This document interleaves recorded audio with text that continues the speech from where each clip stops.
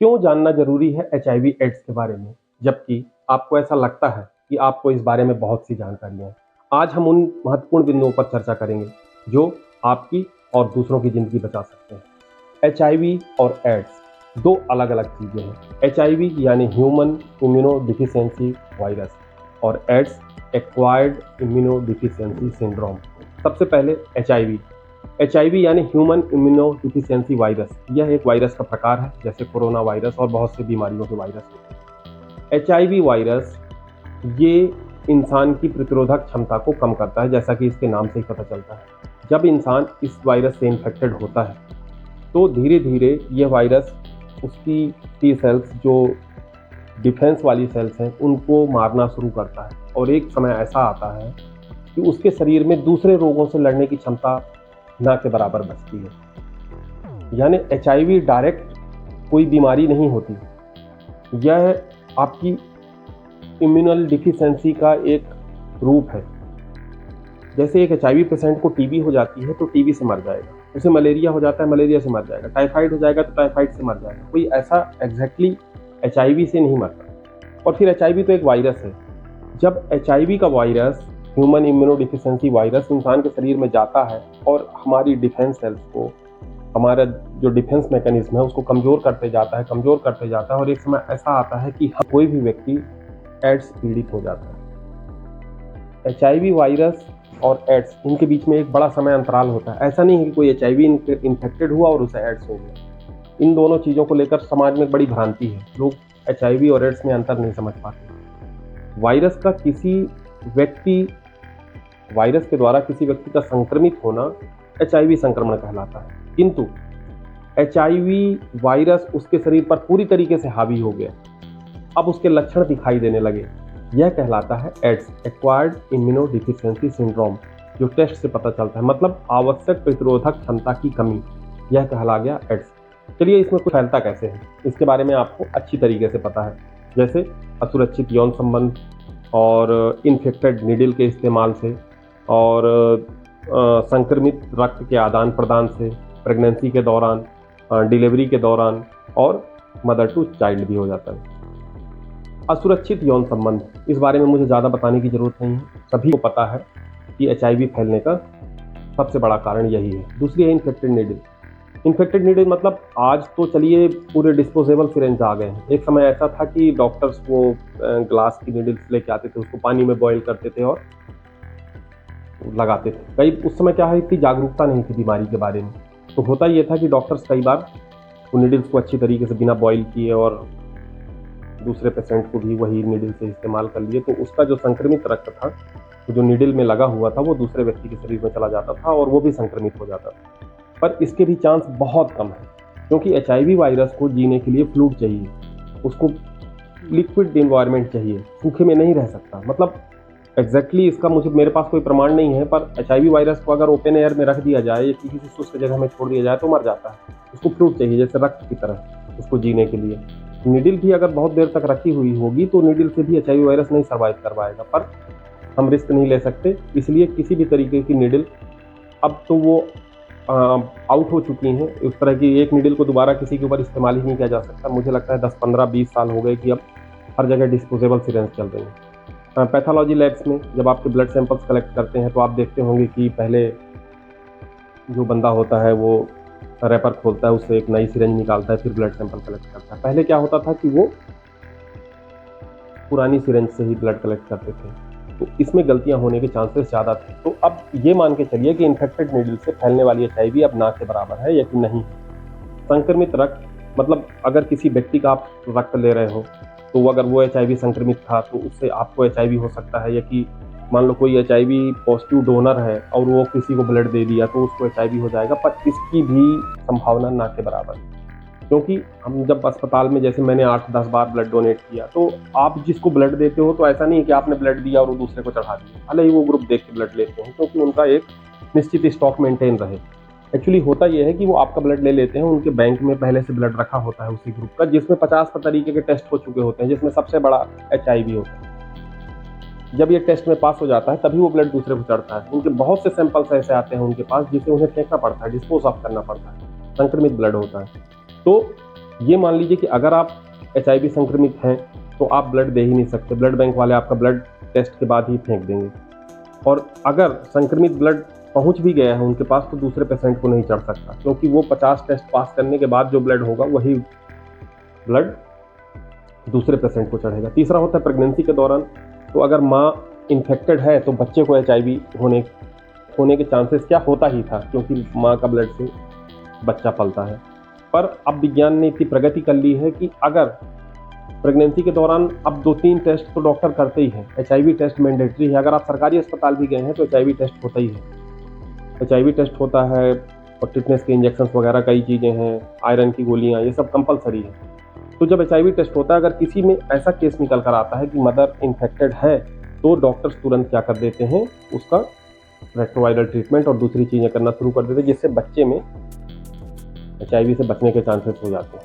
और ऐसा बहुत हो रहा है कि अब माने प्रेग्नेंट मदर अगर इन्फेक्टेड है तो बच्चा बचाया जा सकता है।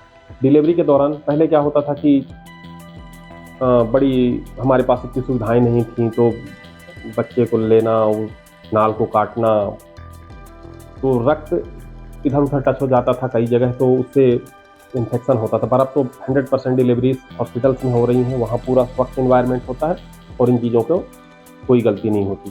तो ये सब महत्वपूर्ण कारण थे जिनसे HIV फैलता है। पर ये सब कहने की बातें हैं, सबसे महत्वपूर्ण कारण है असुरक्षित यौन संबंध। आज जितना भी HIV है उसमें से 99% असुरक्षित यौन संबंध के कारण है। तो अगर आप अपने पार्टनर के प्रति वफादार रहते हैं या कि ये जो कैजुअल सेक्स की तरफ भागते हैं लोग, अगर उससे दूर रहें तो आप मान के चलिए कि आप 99% तक इस तरह की बीमारी से सुरक्षित रहेंगे। बाकी कारण लगभग वैनिश हो चुके हैं। HIV कैसे नहीं फैलता है? तो हाथ मिलाने से, साथ में खाना खाने से, हग करने से, बैठने से, उठने से, साथ में सोने से, इन सब तरीकों से नहीं फैलता है। कहने का मतलब ये है कि अगर कोई HIV संक्रमित है तो उसे भी अच्छे से जीने का हक है, उसे भी प्यार की ज़रूरत है, उसे भी सम्मान की ज़रूरत है, और उसे तो एक आम आदमी से ज़्यादा की ज़रूरत है, क्योंकि वो तो अंदर से भी डिप्रेस्ड है। इसलिए किसी के साथ इस तरह सोशल बाइकॉट या कि सोशल इंजस्टिस नहीं करना चाहिए। हो सकता है कि वो किसी अपनी गलती से नहीं, किसी दूसरे कारण से भी संक्रमित हो गया हो, इसलिए मतलब इन सब चीज़ों से आपस में भेदभाव नहीं करना चाहिए। जैसे कि इसके उपचार और देखभाल की बात करें तो देखिए, मैंने पहले बताया कि HIV और एड्स दोनों अलग अलग चीज़ें हैं। HIV संक्रमण होना और एड्स होना, इनके बीच में एक बड़ा टाइम का ड्यूरेशन होता है।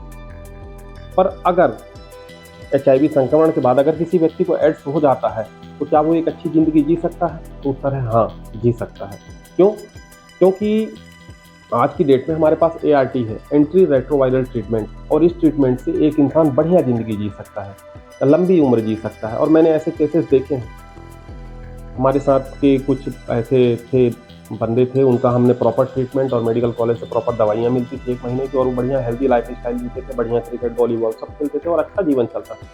बस ये था कि उन्हें मालूम था कि मैं संक्रमित हूँ, तो वो ज़्यादा सुरक्षा बरतते थे कि उनके कारण कोई दूसरा संक्रमण किसी को ना हो।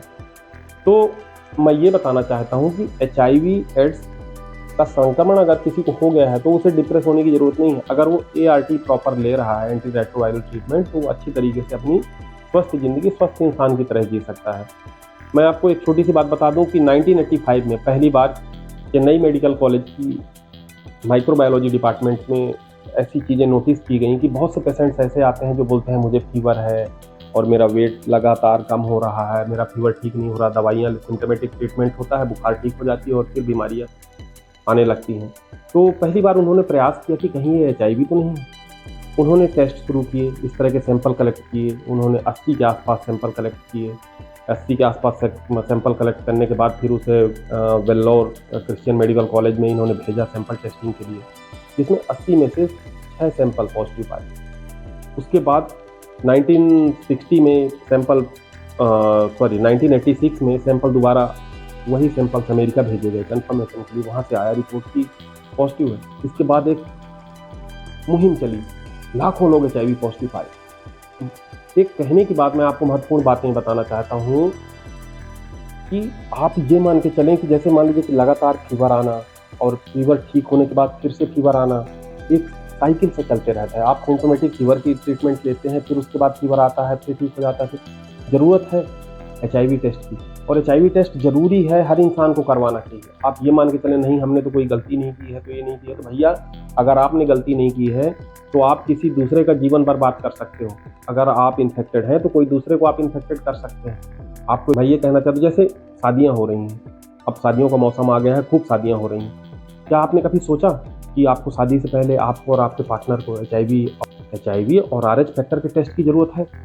इसमें कोई शर्माने और कुछ कहने की बात नहीं है, क्योंकि इससे दो लोगों का जीवन है। अगर एक इन्फेक्टेड है दूसरा इन्फेक्टेड हो जाएगा। आप उसके 50 चीज़ें चेक कर लेते हैं। इस पर मैं एक सेपरेट वीडियो बनाऊंगा कि क्यों एचआईवी और आरएच फैक्टर का टेस्ट जरूरी है।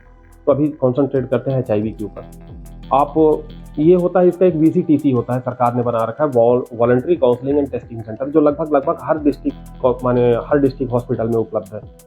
ऐसा नहीं है कि आपने कोई गलत काम किया है या आपके अंदर सिम्टम्स हैं इसलिए आप क्यों कॉन्फिडेंस से क्यों ना जिए आप। Yes, I can donate my blood, I am HIV negative, मुझे ऐसी कोई समस्या नहीं है। तो आप वीसीटीसी में जाइए, किसी भी मेडिकल कॉलेज में जाइए या किसी भी डिस्ट्रिक्ट हॉस्पिटल में जाइए, उनसे बोलिए कि सर मुझे एचआईवी टेस्ट करवाना है। वो आपको बताएंगे। वहाँ प्रॉपर एक गाइडेंस के लिए एक डॉक्टर बैठता है, वो आपसे पूछेगा कि आपको क्या फीवर वगैरह आया। बोले नहीं सर मैं ऐसी वॉलंटरी टेस्टिंग कराना चाहता हूँ। बोलेगा ठीक है, वो आपका नोट करेगा, आपका सैंपल कलेक्ट करेगा, आपको 2-4 दिन बाद जो भी बुलाएंगे आप जाइए, वहाँ आपको रिपोर्ट अच्छा, इसमें सबसे महत्वपूर्ण बात यह है कि VCTC voluntary counselling and testing centre में रिपोर्ट किसी दूसरे बंदे को नहीं दिखाई जा सकती। कोई एचआईवी पॉजिटिव अगर है तो उसको डर होगा कि मेरी कहानी सबको पता चल जाएगी तो दुनिया ये कहेगी वो कहेगी। भाई साहब, अगर ये कानूनी अपराध है, अगर कोई डॉक्टर या कोई पैथोलॉजिस्ट अगर आपकी रिपोर्ट पब्लिक कर देता है तो जुर्म है, वो उसे सजा होगी। ऐसा नहीं किया जा सकता। तो मैंने अपना कराया था, मैं मेडिकल कॉलेज गया, हम लोग 7-8 लड़के गए, हमने अपना ब्लड दिया और वो हमने टेस्ट कराया, टेस्ट की रिपोर्ट आई, फिर खुशी में हमने फिर ब्लड डोनेट भी किया। तो ऐसा होना चाहिए, इससे पॉजिटिव वाइब्स आती हैं, आपको अच्छा लगेगा। अगर कोई बंदा इन्फेक्टेड है, मैं शॉर्ट में क्लोज करूंगा वीडियो, तो उसके साथ हमें सामाजिक दुराचार नहीं करना चाहिए, उसे सम्मान से जीने देना चाहिए। उसको ज़्यादा मानसिक सहयोग की ज़रूरत होती है। आज की डेट में इसका प्रॉपर उपचार है और उसे देखभाल की ज़रूरत है। सरकारें पूरी सुविधाएं, पूरी दवाइयाँ फ्री हैं, सब चीज़ें, बस जागरूकता का अभाव है कि बुखार चढ़ रही है पैरासिटामोल ले रहे हैं, बुखार चढ़ रही है पैरासिटामोल ले रहे हैं। बंदा 6 महीने में मर गया, अब बोल दिए कि भैया बुखार से मर गया, क्योंकि टेस्ट ही नहीं कराया आपने। तो अच्छा जीवन जीने का हक था, पर आपकी नासमझी ने किसी का जीवन ले लिया। तो इन सब चीज़ों को जानना बहुत ज़रूरी है। सरकार वैश्विक तौर पर इस बीमारी के ख़त्म करने के लिए लगी हुई है। और सबसे अच्छी खुशी की बात मैं बता दूं कि सारी बीमारियां बढ़ी हैं, पर एक एचआईवी एक ऐसी बीमारी जिसका ग्राफ धीरे धीरे कम हुआ है। कारण सिर्फ जागरूकता। नंबर 1, सरकार ने संक्रमित सुइयों पर रोक लगा दी, जिसका संभव ही नहीं है। प्रेगनेंसी के दौरान पूरी तरीके से एचआईवी जो फैलने का चांस था वो खत्म कर दिया। मदर टू चाइल्ड जो एचआईवी होने का चांस था वो सरकार ने खत्म कर दिया। अब इन्फेक्टेड नीडल का जो है, तो जो ड्रग्स वगैरह लेते हैं तो उसमें क्या होता है कि नशे की हालत में एक लिया, फिर उसी नीडल से दूसरा ले लिया, तीसरा ले लिया, तो वायरस फैल जाता है। तो भैया मैं ड्रग्स वालों के बारे में तो ज़्यादा जानकारी नहीं है, पर मैं इतना बता दूं कि जो पैथोलॉजी लैब्स में ब्लड सैंपल कलेक्ट होता है और जो डॉक्टर्स आपको इंजेक्शंस लगाते हैं, तो वो पूरी तरीके से डिस्पोजेबल सिरिंज होती हैं, जो एक बार से दोबारा इस्तेमाल नहीं की जा सकती। सिर्फ एक ही कारण है, असुरक्षित यौन संबंध। जागरूक रहें, सचेत रहें और ऐसी घातक बीमारियों से बचें। भले ही इनका ट्रीटमेंट है, पर फिर पूरे जीवन तो आपको ट्रीटमेंट लेना पड़ेगा, इसलिए सुरक्षा ही बचाव है। इसलिए बहुत घातक बीमारी है। जागरूक रहें, बच के रहें, सचेत रहें और दूसरों को भी जागरूक करें। आपको अगर ये वीडियो अच्छा लगा, आपको लगता है कि बच्चों को भी ये सब चीज़ें जानने की ज़रूरत है, तो वीडियो ज़्यादा से ज़्यादा शेयर करें। अगर आप पहली बार ये वीडियो देख रहे हैं तो सब्सक्राइब ज़रूर करें। मैं इसी तरीके का कोई पॉजिटिव वीडियो लेकर आता हूँ कि जो आपके जीवन में कोई वैल्यू ऐड करे, और तो मैं चाहूँगा आप इसे सब्सक्राइब जरूर करें। फिर मिलते हैं अगले वीडियो के साथ।